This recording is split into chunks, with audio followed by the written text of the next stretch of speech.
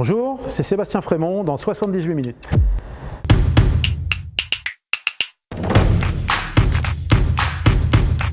Dans le terme prévention, ça vient en fait du verbe prévenir.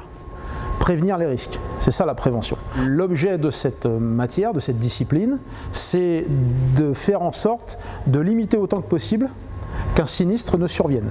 Et pour ça, on va prendre des mesures à la fois techniques, des mesures constructives, mais aussi des mesures humaines, avec des services de sécurité par exemple, pour diminuer un maximum le risque d'occurrence d'un incendie.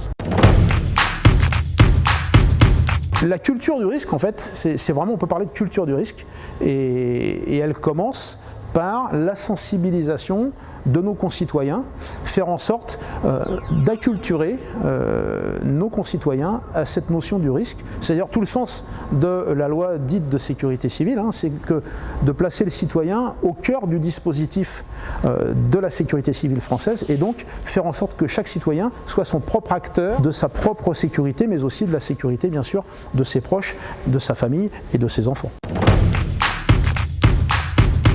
Le Code général des collectivités territoriales, qui est un texte officiel qui régit le monde notamment des sapeurs-pompiers, mais pas que, prévoit que les sapeurs-pompiers soient chargés de la prévention. C'est également une mission et opérationnelle et obligatoire des services départementaux d'incendie et de secours. Installer de tels messages de prévention sur les flancs des véhicules de secours, c'est évidemment tout bénéfice, si je puis dire, et à chaque fois qu'il y a un véhicule de pompiers part en intervention avec la sirène, ça attire et l'oreille et l'œil, et du coup les gens ont tendance à prendre en compte ce genre de message, et tout particulièrement les enfants.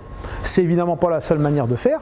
En effet, il y a aussi la participation des services d'incendie, que ce soit au forum des métiers. De la même manière, on peut également être amené parfois à intervenir dans des écoles. Ce sont les enfants les premiers qui, quand ils montent dans une voiture, vont rappeler à leurs parents, s'ils n'y pensent pas eux-mêmes, qu'avant de démarrer, il faut attacher sa ceinture de sécurité.